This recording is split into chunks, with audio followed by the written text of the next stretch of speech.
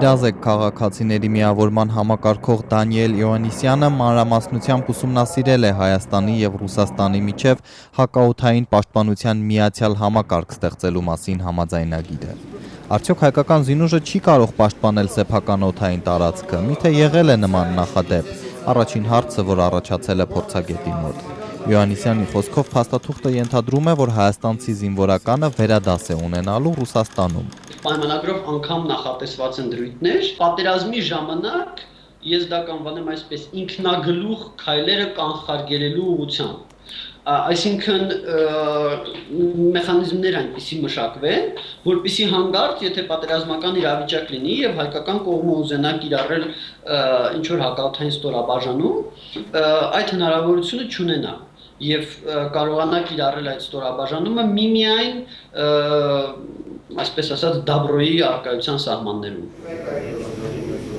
Դանիել Իոաննիսյանը համառոտ ամփոփում է պայմանագիրը։ Հայաստանը հանձնում է հակաօդային պաշտպանության անկախությունը, դարձնում այլ երկրի ստորաբաժանում, եւ խնդիրն իսկապես քաղաքական է։ Հայկական զինված ուժերը պիտի ծառայեն միայն Հայաստանի ռազմական եւ քաղաքական շահերին։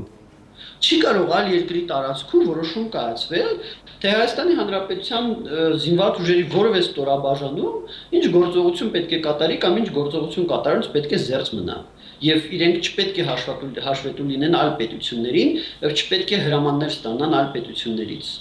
Սա ուղղակի անընդունելի է, Facebook-ում ստեղծվել է «Չենք հանձնելու մեր հակաօդային պաշտպանությունը օտարին» անվանումով նախաձեռնություն։ Երկուշաբթի խորհրդարանական քննարկմանը զուգահեռ բողոքի ակցիա են անցկացնելու ազգային ժողովի դիմաց։ Ազգային ինքնորոշում միավորման առաջնորդ Պարույր Հայրիկյանը մասնակցելու է ցույցին։ Մանավանդ ապրիլյան դեպքերը ցույց տվեցին, որ Մոսկվայի հետ մենք անելիք չունենք, բայց եթե այդ ամենից եզրակացություն չեն արել, իրենց տրամաբանությունը այն է, որ մենք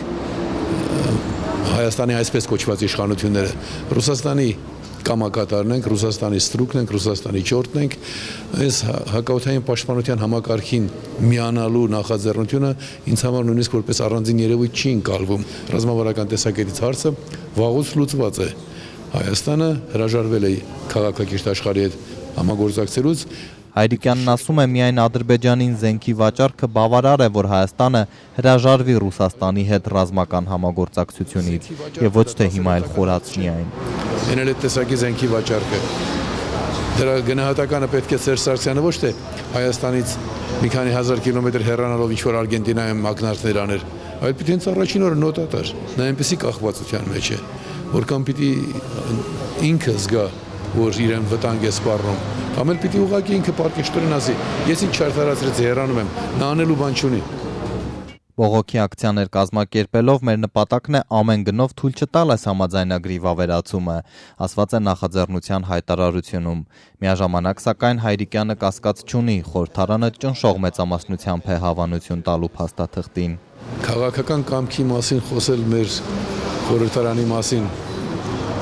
ընդհանրապես դրանք անհամատեղելի բաներ են, եթե հիշում եք, ասում էի, որ նրանք ովքեր կվավերացնեն այդ ԵԱՏՄ-ի մաքսային միության հետ համագործակցելու պայմանները, իրենց կենսագրության մեջ կարող են գրել, որ այսինչ օրը, այսինչ վայրկյանին այդ կոճակը սեղմելիս եւ ես տագեղ բառեր ասեցի քաղաքագետին ոչ վայել։ Դա ասեցի, որպեսզի զգաստացնեմ, բայց որոշեցին իրենց թորների համար ունենալ, որ ես իմ այսինչ օրը եղել եմ Գրական լեզվով ասած հայրենիքի դավաճան։